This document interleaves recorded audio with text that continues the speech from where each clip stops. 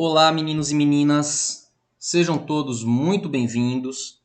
Vocês estão no canal Sistema de Ensino Monte Carlo, um canal feito para você, estudante do ensino público, seja você do ensino fundamental, do ensino médio, do ensino superior, seja você pesquisador ou apenas curioso da matéria.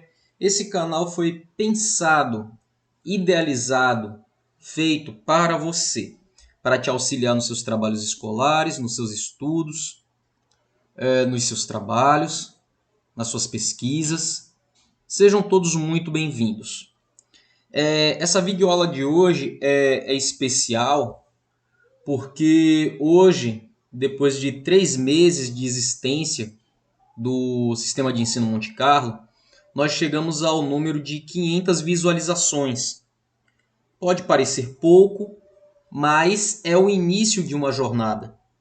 E para mim é significante. Isso significa que nós estamos tendo um público, que as pessoas estão visitando o canal, que as pessoas estão utilizando isso como uma ferramenta de estudo. E é daí para frente, turma. Eu acredito que a caminhada ela não para. Hoje 500 visualizações e vamos já em busca de 1000 visualizações e assim por diante. E dessa forma mostrar à plataforma do YouTube a relevância desse canal, a importância dos conteúdos que eu coloco aqui. E essa relevância é conquistada por você que assiste, que deixa like, que compartilha, que se inscreve, que deixa comentário com suas dúvidas. E é isso, a todos antecipadamente o meu muito obrigado, tá? Hoje nosso módulo de História, vamos falar sobre o momento de crise do sistema feudal, tá? Na aula anterior de História, na nossa última videoaula de História, eu havia falado desse princípio de crise, né? E que, de certa forma, ela vai ser agravada no período das Cruzadas, né? Que foram aquelas empreitadas militares incentivadas em sua investida pela Igreja Católica com o objetivo de conquistar a cidade de Jerusalém e, consequentemente, isso daí agravou os problemas que já existiam na Europa feudal, tá? E agora nós vamos ver o pico de toda essa crise e até chegar à extinção do sistema feudal como um modo de produção da Europa da Idade Média, onde entre os séculos 11 e 13 a Europa Ocidental vivenciou um período de crescimento demográfico, expansão comercial e revigoramento urbano, e essa tendência, contudo, começou a se inverter já no século XIV. O crescimento econômico deu lugar à estagnação, a produção de alimentos e de outros artigos diminuiu, e fome, epidemia e rebeliões tornaram-se evidentes, mostrando assim, né, o início da crise do feudalismo. Já por volta de 1270, isso é século XIII, começaram a se manifestar os primeiros sinais, né, de queda da produção agrícola. A pressão demográfica e a necessidade de aumentar a produção de alimentos levaram à ampliação de áreas cultiváveis. Dessa forma, a maior oferta de alimentos foi obtida com a expansão agrícola de áreas antes coberta por florestas, e não com investimento em tecnologia. Houve um avanço tecnológico e de produção, mas isso não foi suficiente.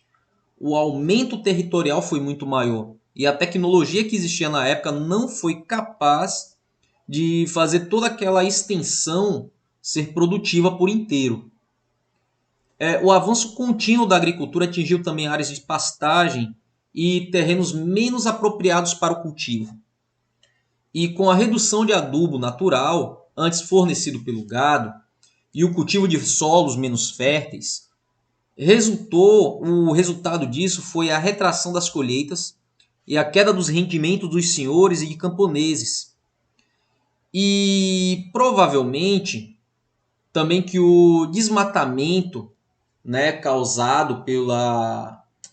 tenha causado alteração no regime das chuvas, porque muito dessa área que passou a ser utilizada para cultivo era área de floresta e de pântano.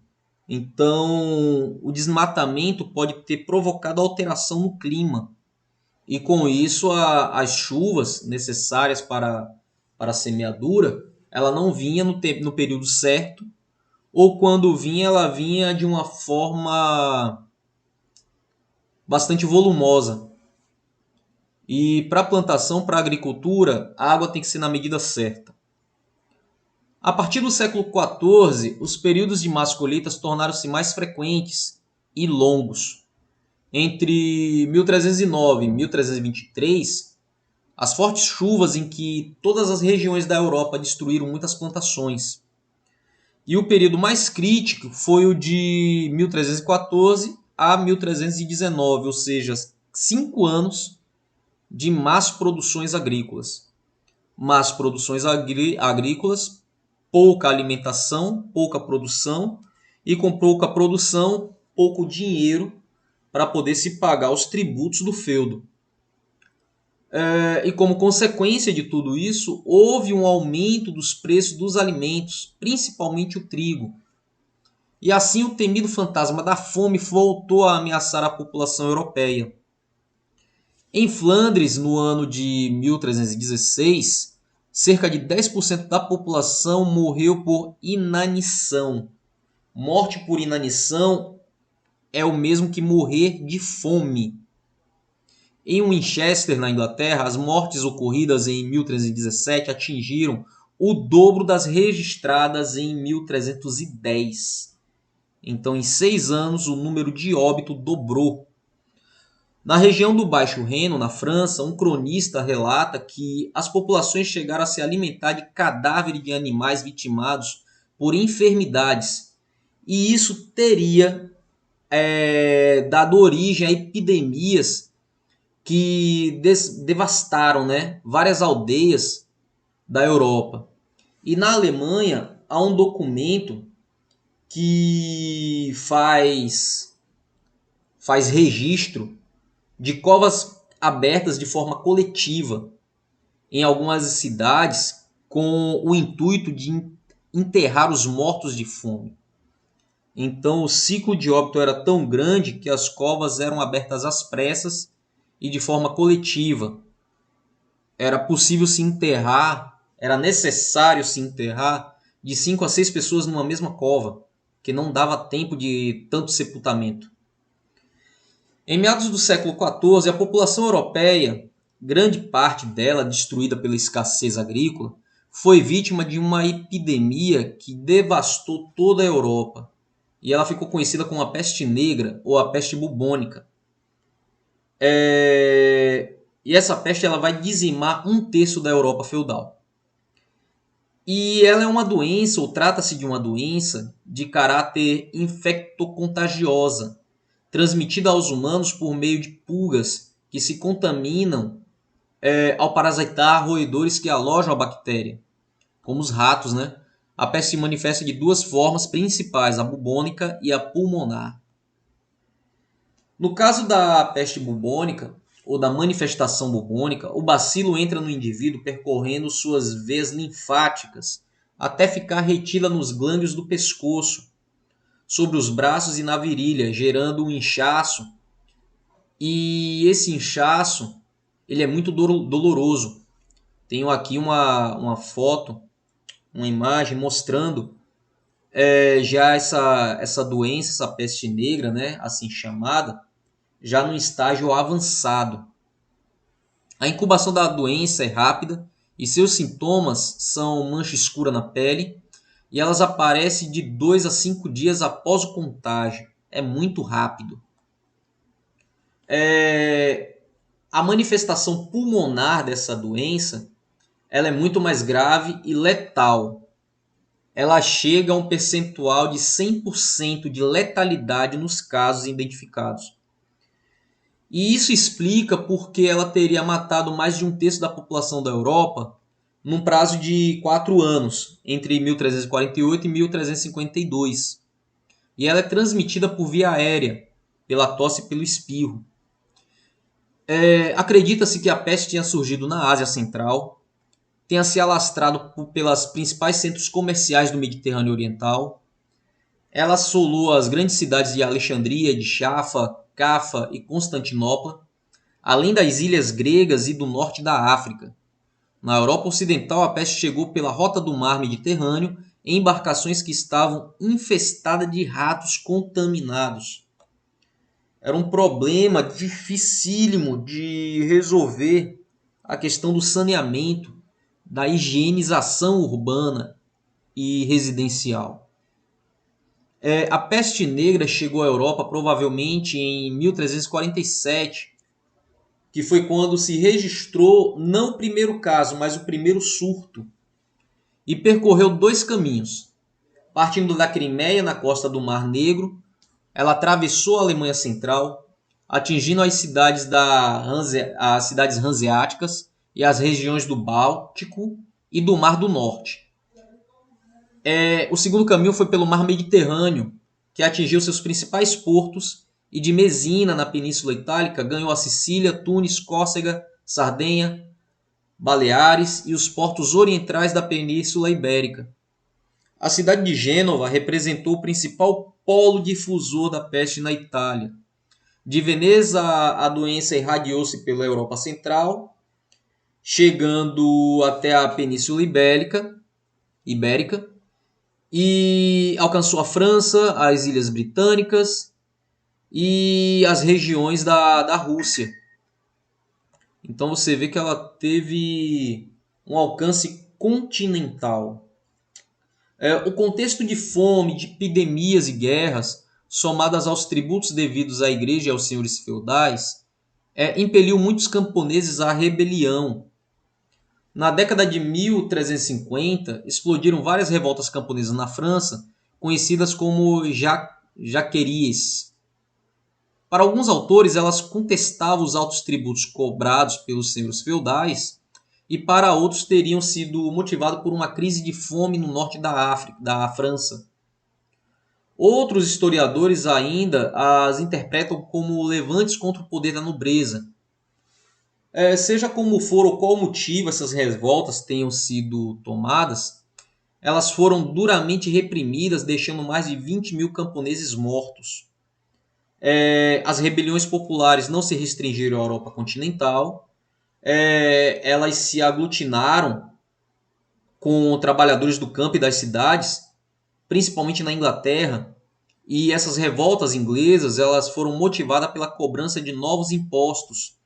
Então, no momento de crise, ao invés do governo monárquico e eclesiástico, ao invés de eles buscarem solução para ajudar a população, eles taxavam ainda mais essa população que já estava carente e sedenta. E esses trabalhadores chegaram a tomar Canterbury e a constrangir o rei de Londres, que se viu forçado a atender às demandas do movimento e até mesmo a abolir a servidão. Porém, a rebelião foi massacrada pela aristocracia. Isso porque os detentores de terra dependiam da força servil. Então, quando o monarca ele acaba abolindo a servidão por pressão popular, a aristocracia ela se rebela contra o próprio povo. Nas cidades também ocorreram várias revoltas. Na região de Auvergne e Languedoc, no sul da França, camponeses e trabalhadores urbanos formaram bandos armados que ficaram conhecidos como tuchins. Eles lutavam principalmente contra a cobrança de impostos. E na região de Flandres, trabalhadores urbanos, descontentes com os baixos salários pagos pela burguesia, se voltaram contra os ofícios artesanais que eram formados por esses camponeses vindo de área rural. E para esses rebeldes, para esses manifestantes, essas oficinas eram responsáveis pelo aumento da concorrência e pela redução dos seus salários. E é nesse contexto de crise feudal que vai ocorrer a Guerra dos 100 Anos. Essa guerra, ela tem esse nome porque de fato ela durou 100 anos, ela durou mais de um século. Ela vai de 1337 a 1453. E essa guerra, ela envolveu a França e a Inglaterra, cujas principais razões para o conflito foram as disputas comerciais entre essas duas coroas e o interesse dos ingleses na sucessão do trono francês. Observe o cenário político dessa Europa do século XIV e século XV. No meio de uma crise econômica e de produção, por assim dizer, uma crise sanitária, uma crise social e administrativa. Eles ainda encontraram tempo para fazer uma guerra, porque eles queriam aumentar o seu laço de influência comercial, né? E também tinha um caráter monárquico, onde a Inglaterra tinha interesse em suceder ao trono francês.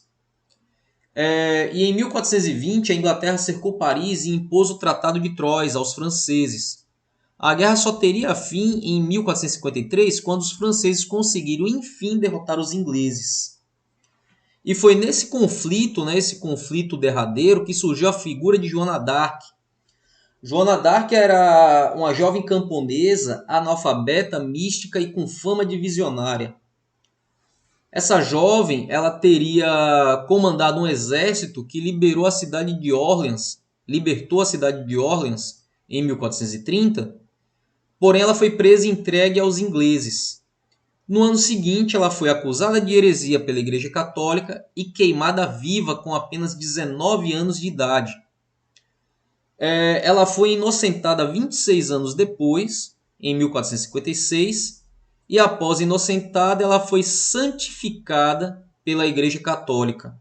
E essa santificação, esse processo de santificação, ele vai se concluir em 1920. Isso já no século XX. Então a Igreja Católica, ela condena uma pessoa por heresia. Heresia essa que foi ela ter se rebelado contra o poder monárquico instituído pela essa instituição religiosa. Então, quando essa instituição religiosa entende o erro que cometeu, ela tenta se desculpar santificando essa vítima, né? Da peste, da fome e da guerra, livrai-nos, ó Senhor. Isso era uma oração muito comum, entoada nas igrejas da Europa feudal no final da Idade Média. E essa oração mostra mais um exemplo do quadro de crise, angústia e fervor religioso do período. Era como se a profecia revelada no livro do Apocalipse estivesse se efetivando. Esse cenário de medo, destruição e morte somado ao imaginário medieval e religioso, porque o livro de Apocalipse ele traz uma passagem onde Deus ele enviaria um anjo destruidor, e esse anjo ele traria epidemias, guerra e fome para matar os pecadores, né? E esse cenário ele é representado à exaustão por artistas da época, né? Principalmente na pintura. Na pintura, a morte era representada na figura de esqueletos humanos, de corpos em decomposição e nas danças macabras. Essas danças mostravam a morte personificada em um esqueleto parcialmente coberto por um manto e carregando uma foice, seguida por indivíduos dos mais variados segmentos da sociedade. Nas representações da morte, as diferentes camadas sociais elas estão postas de forma igualitária, onde mostrando assim, né, que independente da sua classe social, a morte, a crise, ela seria para todos. E eu coloquei aqui uma imagem de um quadro desse período, de uma representação desse período. Esse quadro é do século XV. e ele está no Museu de Estocolmo. E ele tem por esse nome, né, a Dança Macabra. Depois, com mais calma, você pode dar uma pausa no vídeo e observar os detalhes dessa obra. E você vai poder identificar todos os elementos que eu acabei citando. Uma pintura muito bonita, por sinal. Muitas famílias nobres perderam suas terras e se deslocaram para as cidades ou para as cortes reais. Outras procuraram casar as mulheres da família com ricos burgueses. O clero também perdeu parte dos seus poderes, pois aos poucos deixaram de ser constituídos apenas por homens da nobreza.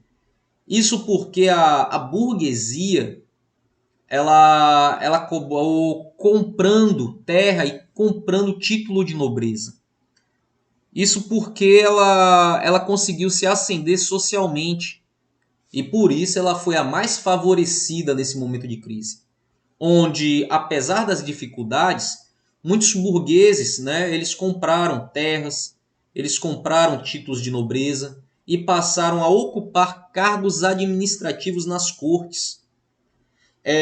As mudanças também atingiram os camponeses, alguns deles, pois depois da peste, das revoltas e do declínio demográfico, muitos deles adquiriram terras e se livraram da servidão, e outros migraram para as cidades e se tornaram trabalhadores livres, né? Isso porque, turma, é de um contexto geral, onde no momento de crise, de forma contraditória, é também o momento que surgem as maiores oportunidades. Então a burguesia, aquela classe social que estava alojada fora dos muros do feudo e que era tido como a escória da sociedade, eles tinham dinheiro em caixa por causa do comércio. Eles tinham dinheiro guardado por conta das suas transações financeiras, né? E partindo do princípio que o senhor feudal, que esse homem da nobreza e que o clero precisava de dinheiro, então ele começa a se desfazer de alguns patrimônios, de algum bem durável, e quem tinha título de nobreza para oferecer começou a vender também.